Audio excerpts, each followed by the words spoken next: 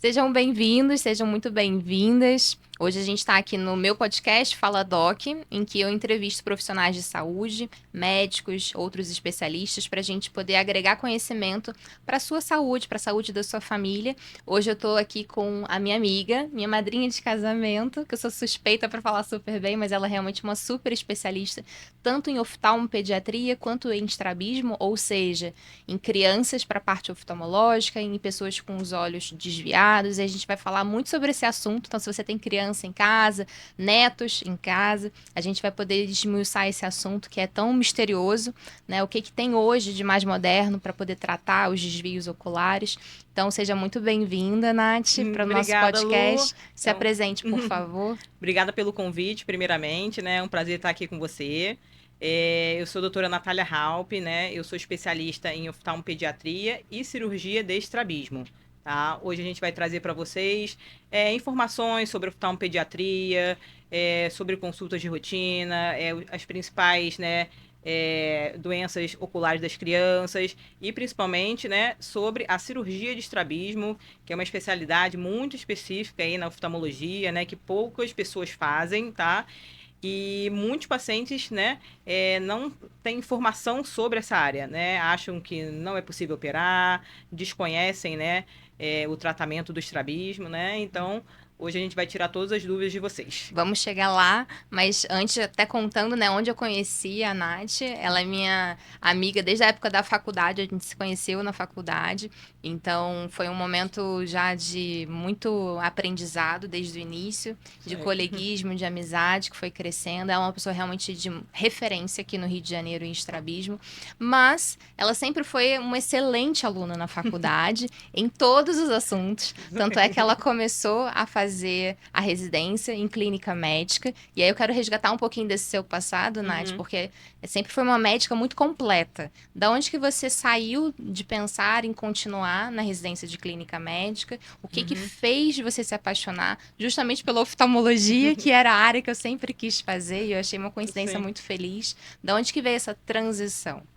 Assim, na faculdade, né, eu sempre gostei de clínica, né? Eu sempre quis fazer clínica desde o início da faculdade, tanto que eu sempre estudava muito clínica. Eu resolvi fazer a residência de clínica médica, eu fiz um ano de residência no Hospital da Lagoa. Só que no último ano eu percebi que eu não estava completa, né? Eu não estava conseguindo, assim, ajudar os pacientes. Eram pacientes muito crônicos, que, assim, eles demoravam a melhorar do seu tratamento, né? E eu resolvi fazer uma especialidade que eu conseguisse resolver a vida do paciente de uma forma mais rápida, né? E aí, né, como eu conheci a Luísa, né? A Luísa sempre quis fazer oftalmo desde o início da faculdade, né? E ela já fazia a residência. Eu comecei a acompanhar ela no serviço ali da Policlínica de Botafogo. Fui perguntando para ela sobre as especialidades, sobre como era a rotina oftalmológica, né? Que tem uma parte cirúrgica junto com a parte clínica, que é muito bom também. E aí eu resolvi largar, né, a residência de clínica no primeiro ano. Fiz uma nova prova para a residência de oftalmologia. Aí passei já de primeira, que bom. E aí fiz 3 anos em oftalmologia no Instituto Benjamin Constant, né, que é aqui na URCA. Bem pertinho da onde eu fazia minha Bem pertinho de residência, onde na você fazia a Policlínica de residência, Botafogo. isso. E depois eu fiquei um ano morando em Curitiba para fazer o meu fellowship em somente oftalmopediatria e cirurgia de estrabismo. E aí depois, em 2019, eu voltei para o Rio, abri meu consultório, comecei a trabalhar em outros lugares aqui no Rio de Janeiro, tá? E principalmente nessa área de oftalmopediatria e cirurgia de estrabismo. Para quem não sabe como é que é essa cronologia da medicina, né? Uhum. Como é que acontece? A gente se forma médico, mas se forma médico geral. A gente poderia atender qualquer tipo de especialidade, mas para a gente poder se sentir mais confiante, né, e poder aprender em mais detalhes, o médico faz uma prova para alguns serviços que Uhum. fazem aquela especialidade, seja clínica médica, oftalmologia, cardiologia, e ali ele vai passar alguns anos se especializando só naquilo.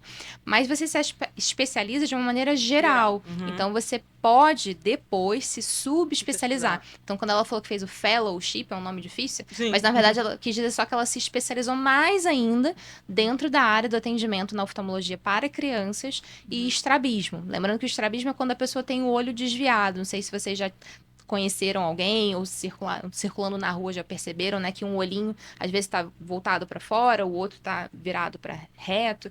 Então, são coisas que incomodam muito a autoestima das pessoas, né? A gente até pode começar falando um pouquinho disso, porque realmente quando você fala que a clínica médica traz pacientes muito crônicos, com doenças, às vezes, que vai levar para a vida inteira, uma hipertensão, um diabetes, e você se sente, às vezes, mais cuidando de um acompanhamento das oscilações de glicemia, de pressão. Isso pode deixar um sentimento um pouco de vazio no médico, né? De não ter como uma se você não cura. tivesse conseguindo resolver a situação do paciente, Em definitivo, né? Em né? definitivo. E realmente a sua especialidade dentro da oftalmologia, eu acho que traz isso muito bem. Sim. Como é que você sente hoje as crianças, os adultos, né, na parte do estrabismo especificamente, da questão da autoestima? Como é que são essas pessoas? São pessoas mais introspectivas, com menos capacidade até profissional, né, de se posicionar na frente de um chefe? Como é que é? Sim.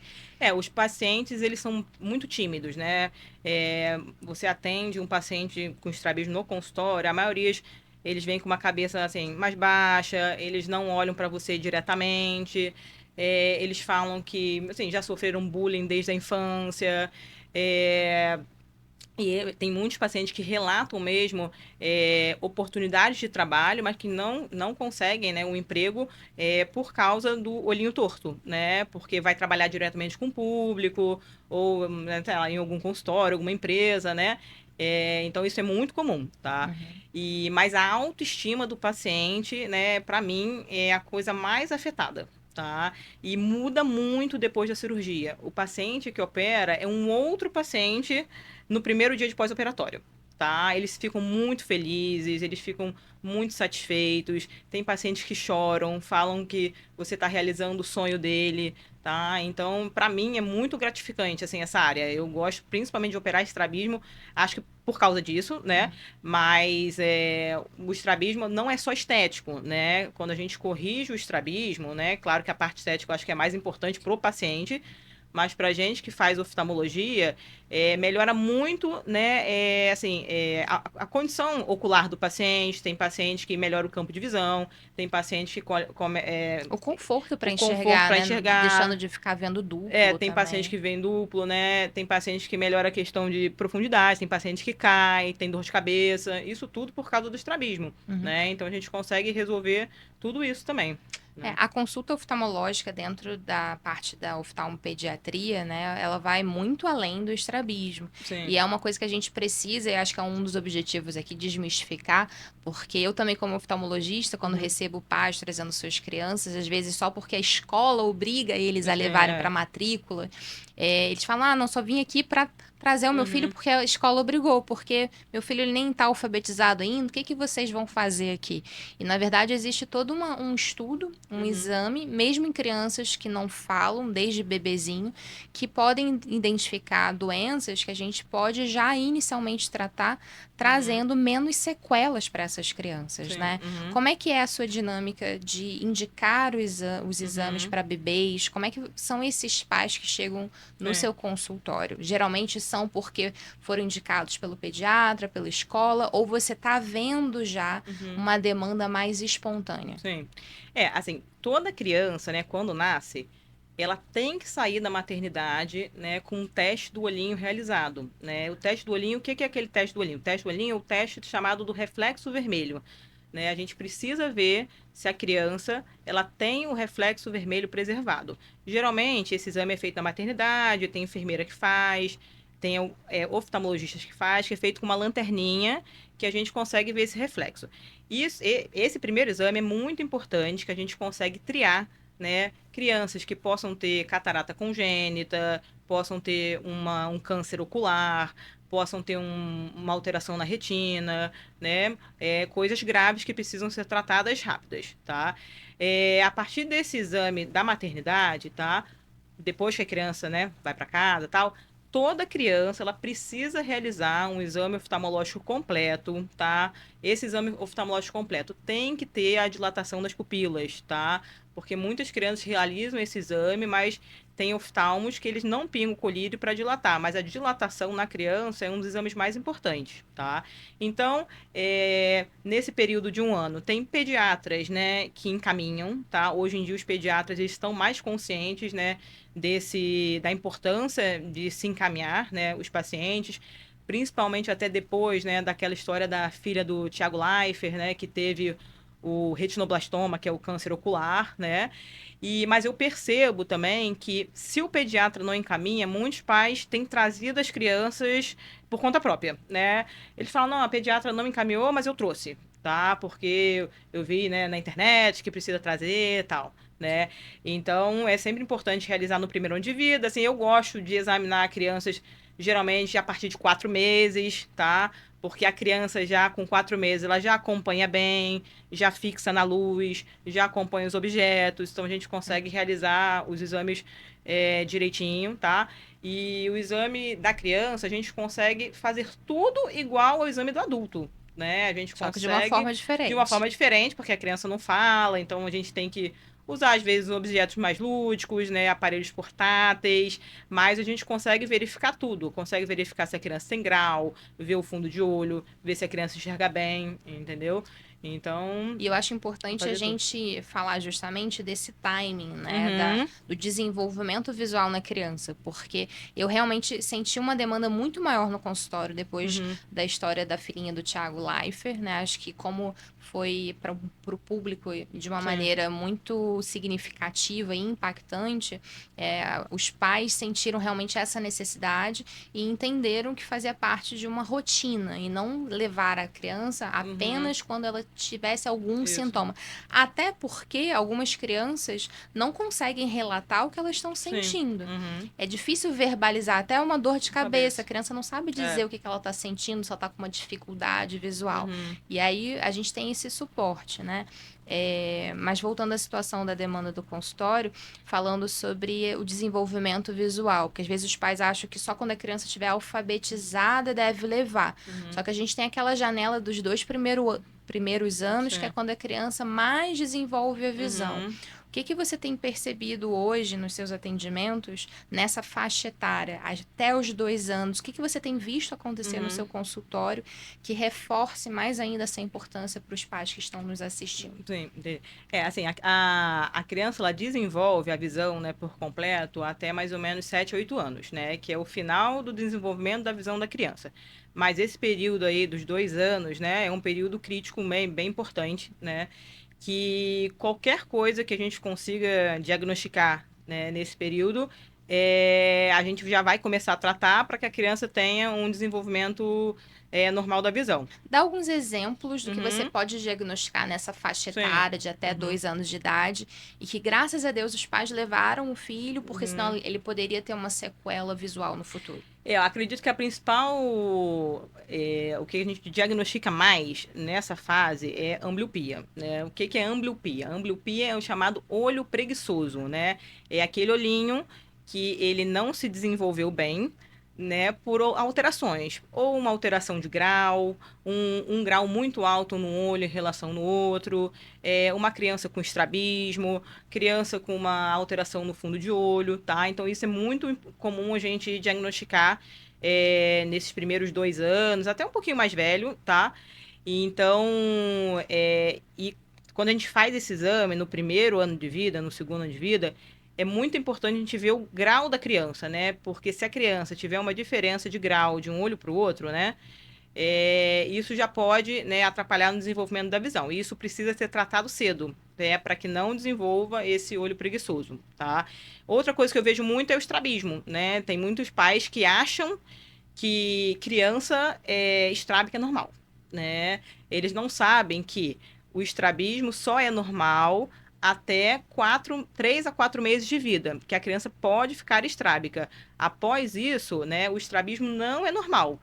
Tem alguma coisa que está fazendo a criança desviar o olhinho, né? Alguma alteração no músculo, ou ela não está enxergando bem desse olho, né? Ou ela necessita de óculos, entendeu? Então, eu acho que esse período de 2 anos é um período muito importante. Mas a gente diagnostica crianças muito mais velhas também com ambliopia, que não foram na consulta, né, quando, né, tinham que ir, e perderam, na verdade, o time, né, do tratamento, né, porque geralmente a gente trata, né, esse olho preguiçoso até mais ou menos 7, 8 anos de idade, porque depois disso, muitas vezes não tem benefício, né, porque já passou o período ali adequado, né. Exatamente. É porque, só explicando um pouquinho mais em relação a Uhum. isso, a gente tem dois olhos, mas se um olho é desviado e o outro não, para o cérebro é muito mais fácil ele desenvolver a visão do olho que é o correto. Sim. E o outro, que está dando muito trabalho para ele desenvolver, ele vai deixando de lado, digamos assim. Então, o olho que é estrábico, ele não se desenvolve tão bem em relação ao olho que é retinho, que é normal. Então, quando você vai no oftalmologista já desde muito novinho e identifica isso como sendo uma condição anormal e que tem possibilidade de tratar, seja com apenas um óculos, porque às vezes os óculos é o Sim. suficiente para você Uhum. alinhar o olho, ou em alguns casos a gente vai entrar nessa questão das indicações, né? Até mesmo cirurgia para alinhar, no momento em que o cérebro ainda tem a capacidade de desenvolver sozinho a visão daquela criança, ela fica sem sequela, né? Então, é algo que é importante a gente fazer um diagnóstico precoce. É muito comum a gente receber no consultório, às vezes até adultos que falam: eu fui, quando eu era criança, Isso aí. eu fiz exercício para Isso tentar aí. Fiz alinhar o tampão, olho, né? fiz tampão, mas não adiantou. Uhum. Eu acho que se hoje em dia já é tão difícil os pais terem noção, né? A gente compreende isso porque existe pouca divulgação Sim. sobre essa Imagina importância. antigamente que não tinha, Imagina né, tanto antigamente. acesso, né? Então é muito comum as pessoas falarem isso. Sim. E não é para vocês ficarem, acho que subestimando o tratamento. Eu acho que quando o tratamento é feito na ocasião certa, com a indicação de um profissional especialista, tem muita chance de dar certo. Sim, com certeza. É claro que você tampar um olhinho, né, e explicando um pouquinho mais, né, se você tem um olho que é ruim e um olho que é bom, e o cérebro só está estimulando o olho bom, vamos tampar o olho bom para o cérebro se forçar a estimular o olho que é ruim. Sim. E aí a criança fica um tempo, durante alguns Isso, meses, depende do grau, né? ocluindo o olho bom. De quanto ela enxerga em relação a um olho. Tem crianças que tampam 2 horinhas, tem criança que tampa 4 horas, né? Então, isso vai depender do grau da ambliopia da criança, né? Entendeu? Como é que a gente faz, como é que você no consultório, sendo especialista, você identifica que aquele caso de estrabismo é um caso em que a criança tem a oportunidade de só com o óculos corrigir, ou se ela vai ter que, além do óculos, também usar um tampão para ocluir o olho bom, ou se ela vai entrar no outro estágio, que é uma cirurgia, porque provavelmente a gente vamos ter pais aqui assistindo, Sim. falar, eu tenho uma criança que tem um desvio no olho aqui em casa, meu filho é estrábico, eu tenho dificuldade de acesso a um especialista na região que eu moro. Como que eu, pelo menos para aliviar um pouco dessa ansiedade no tratamento dos filhos, dos netos dos nossos seguidores aqui no canal, para poder trazer talvez um pouco mais de tranquilidade, Sim. saber quais são as possibilidades de tratamento, como que é mais ou menos essa escolha, essa indicação. Tem alguns tipos de estrabismo que eles podem, né, melhorar com o uso do óculos. Principalmente aquele estrabismozinho convergente, que é o estrabismozinho para dentro, tá? Que geralmente começa na idade ali de 2 a 3 anos, né? Que a criança não nasceu com o desvio do olhinho, mas começou a desviar com essa idade de 2 a 3 anos. É um estrabismo muito comum que acontece por um grau alto, né, de hipermetropia, né? Que é um tipo de grau que faz a criança desviar o olho, tá? Então, esse tipo de estrabismo, que chama estrabismo acomodativo, a criança, a maioria dos pacientes, né, só de colocar o óculos, o olho alinha, né? Então, esse Seria o melhor dos casos. é o melhor dos casos, tá? Que a maioria dos pacientes não precisa de correção cirúrgica, Ai, que né? Outros tipos de estrabismo, por exemplo, o estrabismozinho que é divergente, né? Que é aquele desvio que é para fora. Muitas crianças podem começar a desenvolver devido a um grau de miopia. Eu já peguei muitos pacientes que começaram a desviar o olhinho porque não estavam enxergando bem de longe, né? Porque tinham miopia. Então, muitos pacientes também, só de botar o óculos com a miopia, alinham o olhinho, tá? E pacientes, né, que a gente vê na consulta, né, que eles enxergam bem os dois olhos, mas que apresentam o estrabismo, tanto para dentro, né, quanto para fora, São casos que a maioria das vezes precisam de cirurgia, mas cada criança tem um tempo para a gente operar, depende de quanto a criança está desviando, depende da frequência do desvio, depende do tamanho do estrabismo, né? Qual seria a idade mínima para operar? Então, geralmente, eu opero crianças de 1 ano e meio, né? Qual é o tipo de estrabismo que a gente opera com 1 ano e meio? Aqueles desvios convergentes para dentro, que a criança já nasceu com esse olhinho para dentro, tá? Esse tipo de estrabismo a gente tem que operar até 1 ano e meio, 2 anos. Por quê? Porque se a gente não opera até essa idade, a criança ela vai ficar com um olhinho enxergando melhor do que o outro. Por quê? Porque ela sempre vai desviar mais um olho do que o outro. Então, foi o que que a Luísa falou. O cérebro da criança vai desenvolver o olho que está reto e o outro olho o cérebro esquece. Então, ela, geralmente não desenvolve bem a visão. Por Mas isso que esses tem que casos que operar você está cedo. falando é só os que não respondem ao óculos. Porque geralmente crianças que nascem com estrabismo são crianças que, na maioria das vezes, não resolvem com óculos, tá? O caso que resolve com óculos geralmente é quando a criança desenvolve esse estrabismo com uns 3 anos de idade, né? Entendi. Que são casos comuns. Mas geralmente quando nasce com esse desviozinho para dentro, a maioria dos casos é cirúrgico, entendeu? Né? Porque já é um desvio que a gente chama congênito, ou seja, a criança já nasceu com esse estrabismo. E por que né? esperar até 1 ano e meio? Seria o período que você ainda dá de uma margem que pode resolver sozinho? Não, é Não. porque é só pra gente poder esperar a criança crescer um pouquinho, né? Porque a criança tem que ir pro centro cirúrgico, né? A gente tem que fazer anestesia geral, né? Então, criança muito pequenininha, a gente espera um pouquinho, né? Mais por causa da idade da criança mesmo, tá? Mas a gente também não pode esperar muito, né? Porque senão a criança acaba perdendo o tempo ali pra desenvolver bem a visão, entendeu? E como é que é você abordar com esses pais a necessidade do filho deles precisar passar tão novinhos, pequenininhos, por uma cirurgia nos olhos? Traz um sentimento de angústia muito grande. Às vezes até eu já recebi pais que choraram só de eu prescrever um óculos para uma criança que estava tudo bem, só precisava de uma correção para enxergar melhor.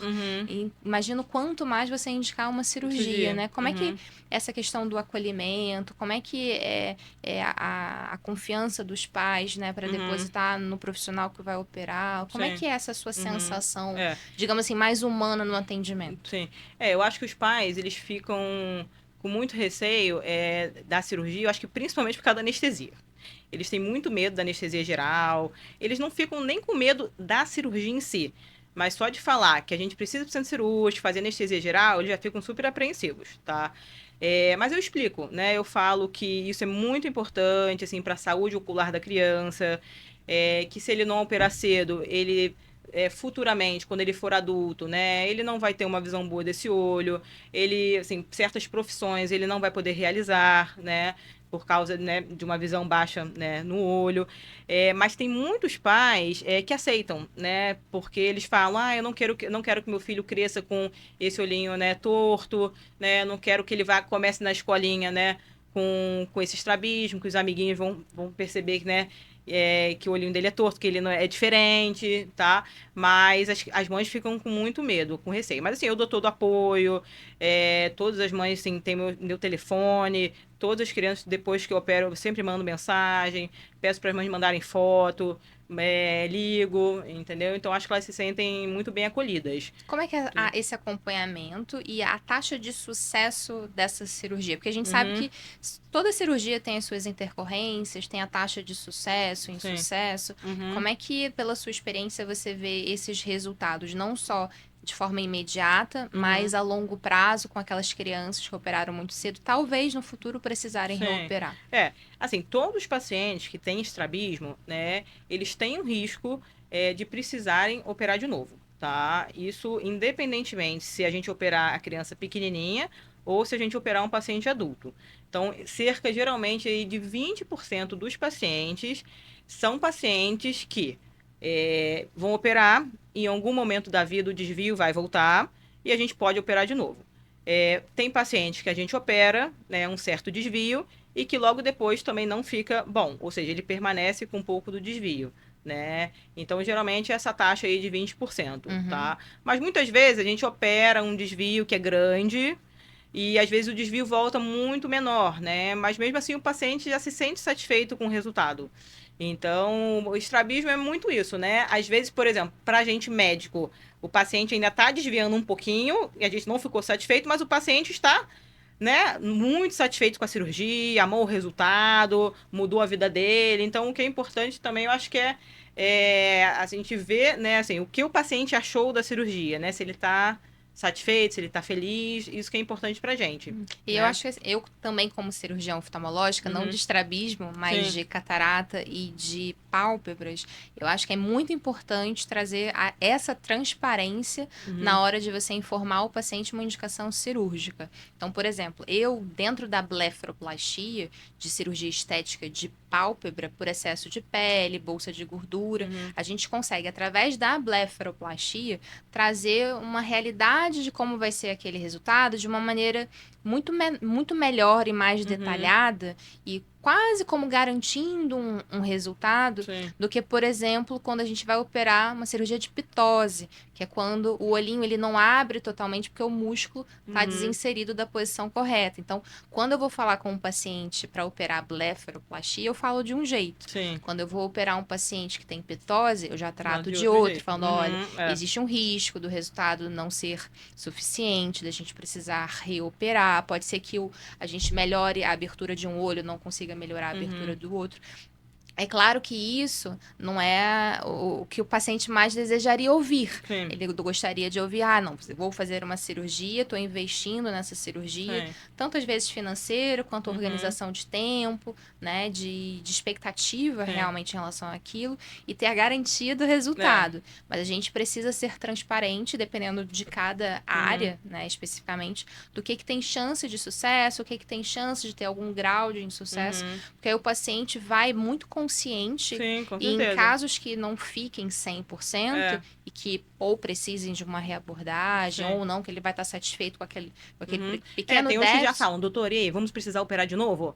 Aí eu falo, calma, vamos esperar, tal. Porque eles meio que já vêm na cabeça achando que eles vão precisar, assim, operar de novo, entendeu? Uhum. Eu acho que, por um lado, é bom falar isso pro paciente, porque o paciente, ele vai pra cirurgia, às vezes com uma expectativa muito alta, né? Principalmente na cirurgia de estrabismo, né? Então, eu acho que a gente tem que falar tudo pra ele que pode acontecer, tá? Mesmo que sejam coisas ruins, né? E aí ele chega no pós-operatório já perguntando, vamos operar de novo? Mas a maioria das vezes, assim, todos os pacientes ficam super bem. Tranquilo. Eu acho Uhum. que tratando o paciente de uma maneira É, acolhedora e sincera, o sim, paciente sente essa confiança no sim, profissional porque é sincero sim, e uhum, sente acolhido para é, poder tomar a decisão junto daquele sim. E profissional. quando eles precisam operar de novo, eles querem operar comigo, né? Assim que eu digo assim, eles não vão procurar outro profissional para operar, né? Porque Uhum. eles viram que, né, que eles foram super bem tratados na primeira cirurgia, né, que teve todo o apoio, né? Entendem a verdade Sim, daquilo, isso aí. né? Então eles sempre aceitam, se for preciso operar de novo, eles aceitam operar sem nenhum problema, E você entendeu? estava falando sobre o quanto isso resgata muito a autoestima deles para uma nova Uhum, fase de vida, né? Seja sim. criança, adulto ou Uhum. senhores. Você teria alguma lembrança, talvez, de uma ou duas histórias que mais tenham te emocionado, ou às vezes até Sim. engraçada, porque Aham. quando você atende criança tem muita coisa Sim, tem muita coisa engraçada, né? engraçada. Mas assim, alguma história que tenha te marcado ao Uhum. longo desses anos Sim. dentro da especialidade? Teve um menininho que eu operei que ele tinha 8 anos e ele tinha um estrabismozinho pra dentro, né? Convergente desde que nasceu, né? E eu operei ele na rede pública, né? E a mãe dele falava que todos os amiguinhos dele falavam que o olhinho dele era torto, que ele sofria bullying na escola. E foi engraçado que a primeira coisa, né, no primeiro dia de pós-operatório, a primeira coisa que ele fez, ele foi se olhar no espelho, né? Aí ele falou pra mãe dele: "O meu olhinho tá reto". Aí olhou pro espelho, a mãe dele mandou uma foto pra mim dele se olhando no espelho, né? E aí ela agradeceu muito, falou que mudou a vida dele, entendeu? Então isso é muito gratificante, né?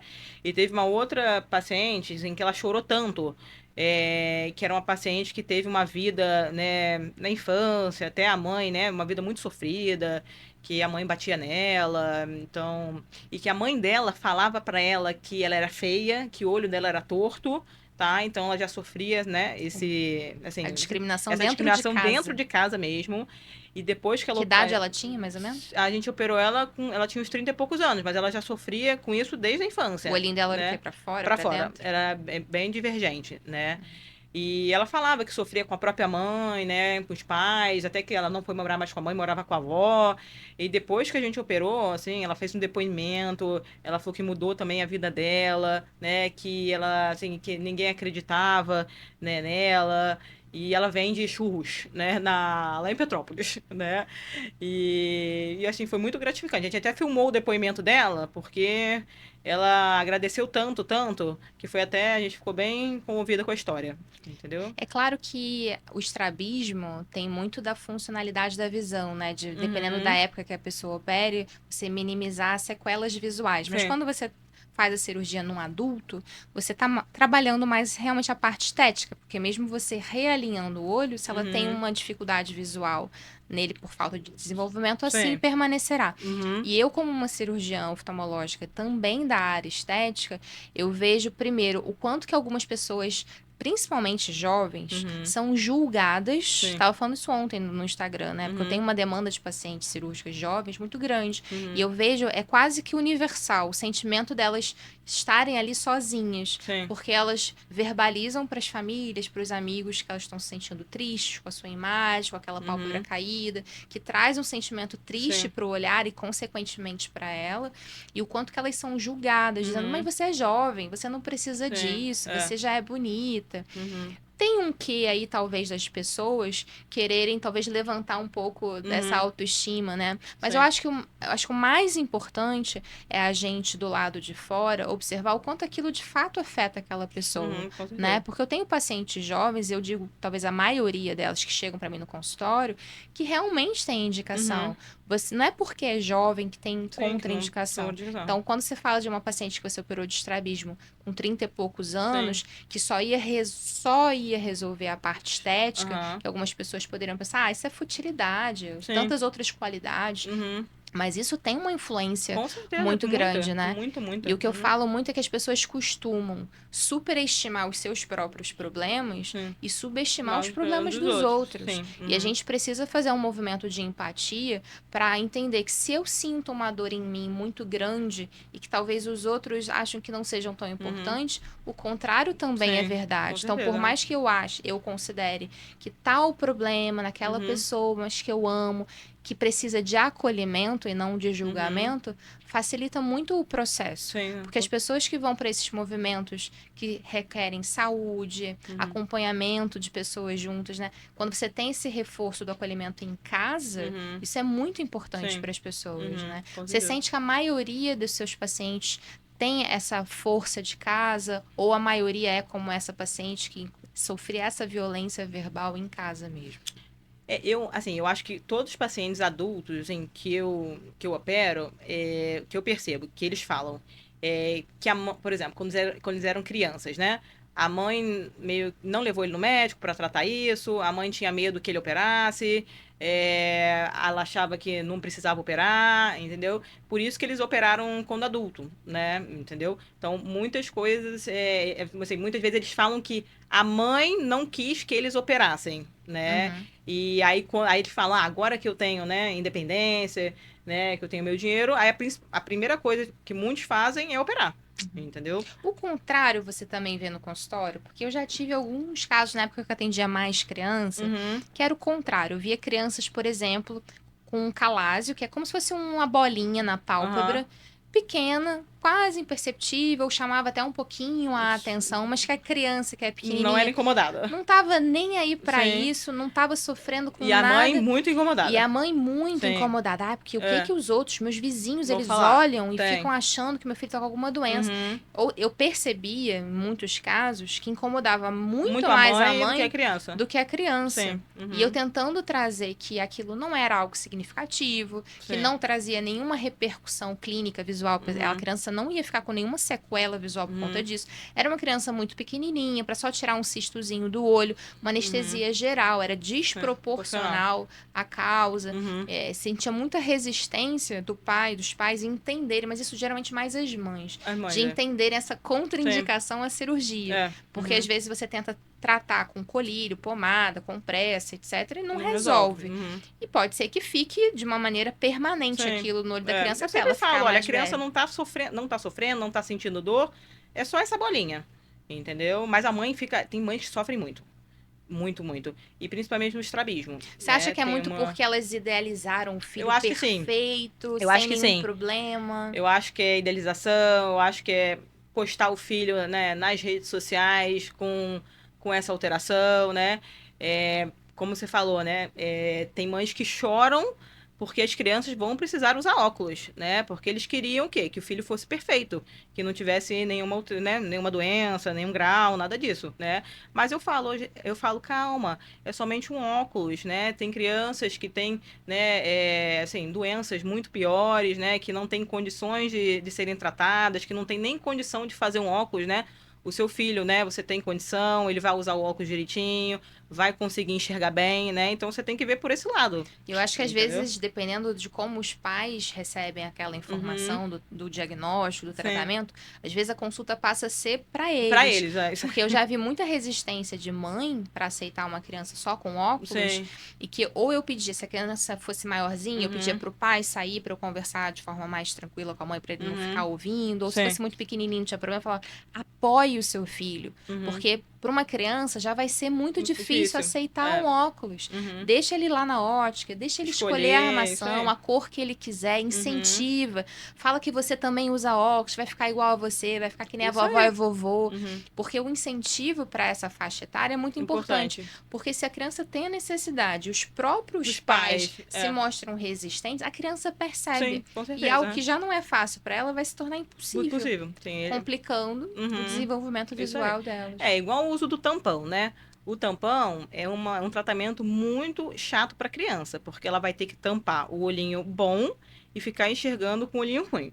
Então, o que que a maioria dos pais fazem? Eles pegam o tampão, coloca nele, coloca na mãe, coloca no bichinho de pelúcia, aí manda a criança para a escolinha com tampão, aí tem crianças pequenininhas que os alunos também colocam para estimular aquela criança.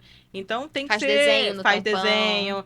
Então tem que ser assim, um estímulo vindo de casa mesmo, né? Para eles Uhum. poderem aceitar, né? E sobre essa dinâmica familiar, me veio agora a lembrança, você falou que uma das causas de estrabismo é a miopia, a gente estava falando sobre resistência dos pais, Hum, sobre comportamento familiar em casa.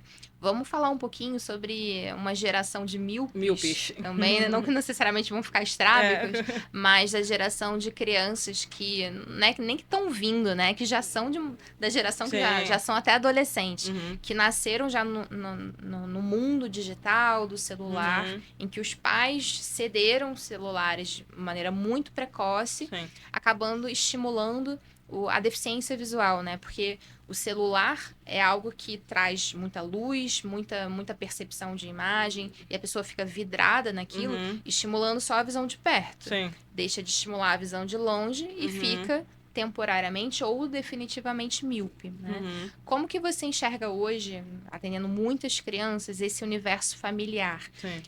Os pais têm muita dificuldade em tirar a criança do celular, eles conseguem, não conseguem, Entendi. É eles bem difícil. aceitam serem boas influências em Uhum. casa, também restringindo o próprio uso. Como é que Uhum. você sente isso no consultório?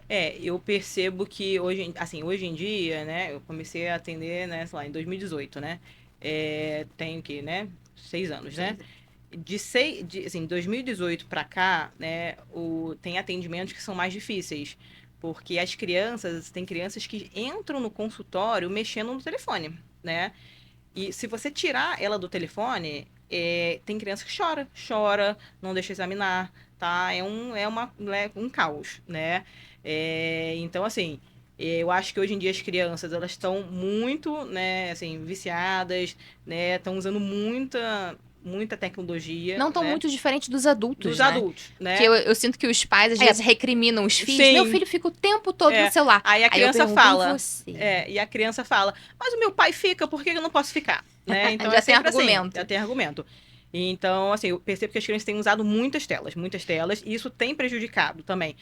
Tanto o desenvolvimento, acho que intelectual das crianças, a questão de, né, interação também, né, com outras crianças, ou até com os pais mesmos, né? Porque Uhum. hoje em dia tem gente que nem conversa mais, né? Só fica no celular, né? E principalmente, né, doenças oculares, né? Principalmente a miopia, né? Tem uma estimativa que em 2056, metade da população vai ser míope, né? Por causa do uso dos eletrônicos, né? Então eu tenho visto muita criança com miopia alta cedo, né? Crianças que eram para ter hipermetropia, que é o grau normal da criança, já com miopia, né? E graus altos que têm tendência a progredir, porque a criança tem tendência a crescer, o olho, né, ele tende a crescer, né, de forma axial, que a gente fala, e isso tende a aumentar o grau. Então, geralmente, quando a criança começa com miopia, esse grau não some. Ele vai ter esse grau pro resto da vida, ele tem uma tendência a aumentar, né? Assim, e o celular, tablet, isso tudo ajuda muito a aumentar o grau de miopia. Então, a gente geralmente orienta, né? Criança até 2 anos não ter nenhum contato com tela. Né? Mas a gente sabe que é difícil hoje em dia, né? Porque os pais trabalham, às vezes as crianças ficam com os avós, ficam com as babás, né? Então isso é muito Dá complicado. menos trabalho Dá para menos os trabalho, adultos, né? né? Crianças geralmente de 2 a 5 anos, recomendação de 30 minutinhos, né? Ou seja, se puder evitar, ok, mas se for deixar, 30 minutos. E geralmente crianças de 5 a 7 anos, em torno de 1 hora, 1 hora e pouquinho, entendeu? Essa é a recomendação. Mas o principal também é estimular atividades ao ar livre. Né, estimular que as crianças façam esporte, que tenham contato com o sol, tá? Que os estudos mostram que isso também ajuda a não desenvolver miopia, tá? E também ajuda a inibir aí a progressão das crianças que já têm miopia, né? Então eles orientam tentar, né, ficar pelo menos aí 1 hora e meia, né, no ar livre também. Fora de reforçar cada vez a união entre esses familiares, Sim. entre esses pais e esses filhos, né? Uhum. Porque, como eu tava falando, não são só as crianças que estão viciadas, são Não, os os adultos adultos também. Sim. Então, se a gente pensar que os pais fazem tudo pelos seus filhos, Uhum. e isso pode reverberar para eles, do tipo, meu Uhum. filho, ele tá ficando míope, ele vai ficar um adulto Sim. com necessidade permanente de uso de óculos, talvez precisando operar, fazer uma cirurgia de grau no futuro por causa disso. Vou me esforçar para fazer Sim. com que ele fique num ambiente menos propício Uhum. para isso. Necessariamente, esses pais vão precisar ter mais trabalho. Sim, com Porque eles certeza. vão precisar se fazer mais presente Sim. na vida desses filhos. Que seria o ideal naturalmente, mas a Uhum. nossa vida de trabalho tão atribulada, Sim. o que é o mais simples? Eu continuo trabalhando em casa, porque a demanda lá no Aí escritório deixa não a foi criança no suficiente. celular. Deixa a criança no celular, ela não me dá trabalho, não chora, não esperneia, deixa ela quietinha lá, eu fico quietinho aqui. Isso vai criando um distanciamento entre as famílias. Com certeza. Né? Então acaba que se a gente consegue algo positivo nesse tratamento, né? Inicialmente é em prol da criança, mas isso reverbera positivamente para a família. Sim. Então acho isso muito bom nesse sentido. Na época da pandemia, o que eu sentia é que os pais às vezes justificavam como se fosse uma boa desculpa para eles porque que deixavam as crianças no celular. Porque as aulas estão sendo online, então não tem como. Eu falei, não, tudo bem, a gente não vai ter como fugir disso. Mas que o lazer, então, não seja. O lazer vai ter que continuar sendo o joguinho de tabuleiro. Outra coisa dentro de casa. Se não der para sair, porque na época da pandemia, às vezes, não dava realmente para sair, que seja no ambiente de casa. Então, acho que isso agrega na comunhão da família. E hoje em dia, também, assim, é bem importante a gente falar, né, que existem alguns tratamentos, né, para a gente poder tentar aí inibir a progressão da miopia, né, em crianças. Um dos tratamentos é um colírio manipulado, né, que geralmente a gente usa, né, uma vez à noite. Esse colírio a gente usa por um período geralmente de 6 meses a 1 ano, até mais, né? E existem agora alguns, né, óculos, né, que eles têm uma tecnologia aí diferentezinha na lente, que eles também tentam inibir aí essa progressão da miopia. Então, pacientes que estão tendo um aumento da miopia, geralmente de 0,75 a 1 grau por ano, eles têm já a indicação, né? O ideal é sempre consultar um pediatra, né? Conversar sobre esses tratamentos. de usar o colírio ou óculos, para tentar aí dar uma travada nesse aumento da miopia. Só acho importante trazer um pouquinho mais de conteúdo em relação a essa parte do colírio, porque é muito comum, aqui na minha plataforma do YouTube, eu tenho vídeo sobre colírio para catarata. Ah, sim. E as pessoas, porque tá em fase de pesquisa, e as pessoas ficam numa expectativa muito grande, vou usar um colírio e vai curar o meu problema. Sim. E parece que é como se fosse uma aguinha no olho que você não vai ter nenhuma repercussão. Não. Sim. Esse colírio que ela tá falando é um colírio que traz uma interferência visual na criança, não é uma gotinha lubrificante, Sim. não, é um colírio que é uma medicação que traz interferência pro dia da criança. Sim, ele, assim, na verdade ele é manipulado, né? Então a gente usa uma dose muito baixa dele, tá? E, assim, qual é o principal efeito colateral desse colírio? Às vezes ele pode dilatar um pouquinho a pupila. Então, crianças que têm olhos mais claros, elas podem ficar um pouquinho sensíveis à luz, né? Esse eu acho que é a principal queixa que eu vejo, tá? Mas são poucas crianças que sentem isso. A maioria das vezes aceitam super bem. Mas não é um colírio que vai que vai curar a miopia, né? Ele não cura a miopia, ele tenta inibir a progressão. Só que esse colírio tem que ser associado, né, ao quê? A redução do uso dos eletrônicos, né? Aumento aí, né, das atividades ao ar livre, né? Então tem que ser um tratamento assim, conjunto. Tem que ser tudo associado para também que o colírio funcione. Exatamente. Entendeu? E só quem pode recomendar esse colírio é o oftalmologista, tem que ter a receita, o carimbo certinho para mandar para farmácia para fazer, né? E reforçando essa outra opção dos óculos, não é um óculos simples, igual que você está acostumado enquanto adulto ser receitado. Sim, é uma tecnologia muito diferente, porque as pessoas têm um mito, né? De, então eu vou usar o óculos Sim, e eu não vou ter mais grau no futuro, vai Isso. resolver meu problema. Não, os óculos normais, os tradicionais, são óculos que, enquanto você está usando o óculos, ele está melhorando a sua visão, mas tão logo você tira, o problema continua ali, porque o problema está dentro do olho. Esse outro óculos que ela está falando, ele faz um trabalho completamente diferente. É um óculos que está recentemente aqui no Brasil, são poucos anos ele que tem existe. há um ano no Brasil, mais ou menos. Eu tenho vários pacientes que usam. E eu gosto dos Boas resultados. respostas, Acho que os resultados são super bons. É um investimento bem mais alto. É um investimento. São óculos um pouco mais caros, mas assim... Vale a pena. Que vale muito a pena, ainda mais que o paciente vai ficar com esse óculos, né? Durante o dia todo. Tem umas marcas que elas ajudam, né? Que deixam... No período de 6 meses dão um outro óculos de graça. Então, eu acho que vale muito a pena, né? E esse óculos com miopia, pacientes que têm um grau um pouquinho mais alto, já são óculos caros, né? Então, poder investir, né? Para ir para a saúde ocular seu filho, eu acho muito importante. E você sente que na maioria das vezes os pais e a criança têm aderência ao tratamento do que você indica? Você vê eles voltando depois, fazendo o que você indicou, sentindo acho que a melhora das... A maioria tem aderência. A maioria tem aderência. Acho que quase todos. Entendeu? Porque eles veem, assim... O que eu percebo, né? Tem pais que eles... quando é para o filho, eles... tem uns que gastam quanto for. Não, eu vou fazer o melhor óculos, se precisar do colírio a gente usa. Tem outros que não, que eu já percebo. Às vezes até assim, o contrário.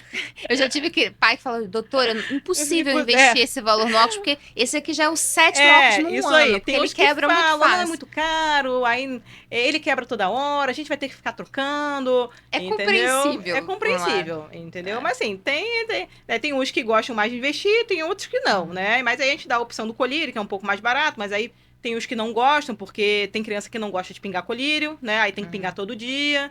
Então, né? São os ônus e bônus de cada escolha. Isso aí. Aí um dos dois tem que escolher, não tem jeito. Hoje, com já tanto tempo atendendo criança numa demanda muito alta, o que você considera como o maior desafio em atender crianças? Você acha que o maior desafio está nas próprias crianças ou está nos pais? Qual é o maior desafio que você sente? Eu acho que o principal desafio é a gente conquistar a criança na consulta, né? Eu acho que a gente tem que falar, assim, do jeitinho que ela entenda. Eu acho que a gente tem que conversar com a criança, não conversar só com os pais, que a gente tende, às vezes, a falar só com os pais e meio que esquece da criança, né? Então, a gente tem que... Eu acho que o principal é conquistar. Ela passar a gostar de você, ela criar confiança, né? Porque tem crianças pequenininhas, por exemplo, crianças de 3 anos, são crianças muito tímidas, que às vezes elas sentam naquela cadeirinha do consultório para falar os desenhos, elas não falam. não falam, porque elas não te conhecem. Então, assim, às vezes demora uns 10 minutos para a criança falar o primeiro desenho, entendeu? Então você tem que ficar lá devagarzinho, qual que é esse desenho? Fala pra mamãe, não sei o quê. Tem Às que vezes ficar até convencendo. atender sem o jaleco para não interpretar como Sim, aquele médico que dá a vacina que machuca. Isso aí. Então, acho que você tem que criar... Um jogo de cintura Acho ali, que a criança tem que gostar de você criar confiança e também, né? Conforme a criança vai voltando nas consultas, ela vai se adaptando, né? Ela vai te conhecendo. Eu acho que isso é muito importante para pacientes autistas, né? Que hoje em dia a gente atende muito e esses pacientes autistas, eles costumam ter grau. Muitos pacientes com miopia, astigmatismo, que os pais não percebem que eles não estão enxergando bem. Por isso que tem que sempre fazer uma rotina anual nesses pacientes. Ainda mais que tem muitos autistas não verbais, né? Que qualquer assim grau, né, que ele tiver, que a gente possa fornecer para ele, e isso traga uma melhora da qualidade de visão, isso pode mudar muito, né? As terapias que ele faz, pode mudar a vida dele, a rotina dele, entendeu? Então, e esses pacientes são pacientes muito difíceis de serem examinados. Então, eles precisam gostar de você. Então, às vezes, a gente não consegue fazer uma consulta completa na primeira vez. Aí a gente pede para voltar. E aos poucos eles vão se acostumando. Confiança aos pouquinhos, entendeu? Né? E hoje você tem o seu consultório no bairro de tenho... Botafogo. Isso. E tá construindo um novo Isso aí, na Tijuca com outras sócias. Isso. Conta sobre esses espaços para os nossos telespectadores. Quando eu cheguei no Rio de Janeiro, né, eu atendi em muitos lugares, né? Porque quando a gente chega num local novo, a gente começa a atender em várias clínicas e com o passar dos anos a gente vai filtrando, né?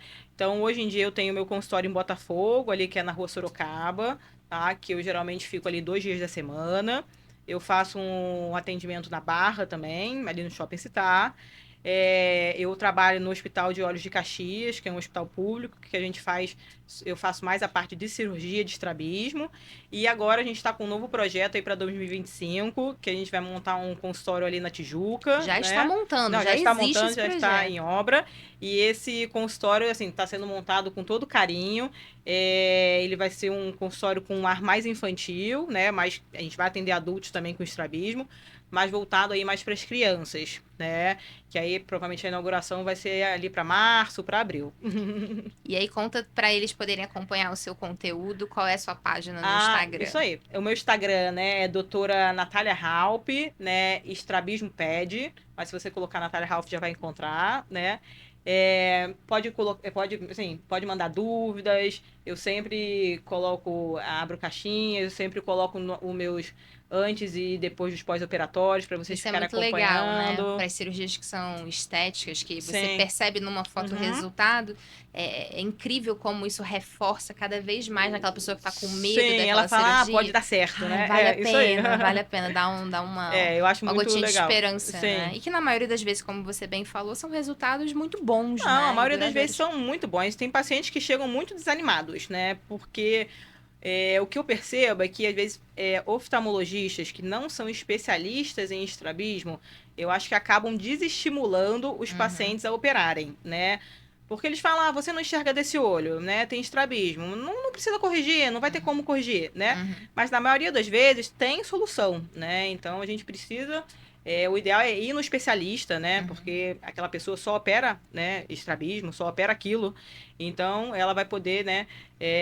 Te recomendar aí o melhor tratamento. Nos meus atendimentos, quando eu reparo que um paciente tem estrabismo, é claro que sempre bate, quando já é adulto, né? Eu sempre bate, será que eu toco no assunto ou não? Porque ele não veio aqui por causa disso. Sim. E às vezes ele pode até se sentir mal, né? Porque pode ser uma coisa que incomode ele, né? De novo, a vida inteira, mais uma pessoa. Mas assim, ali eu me sinto num espaço que é pra isso. Eu sou oftalmologista, tudo bem que ele não veio por conta do estrabismo, mas eu acho que eu me sinto na obrigação de perguntar. E na maioria das vezes eu tenho resultados positivos. Do tipo, a pessoa fala, não, eu nem sabia que tinha possibilidade de operar. Ou fala, não, eu já fui em oftalmologista que falou que no meu caso não era para cirurgia. Eu falei, mas foi num especialista em estrabismo? E aí, como, né, graças a Deus eu tenho a minha amiga Natália para poder indicar de super confiança. Já operei vários pacientes da Luísa.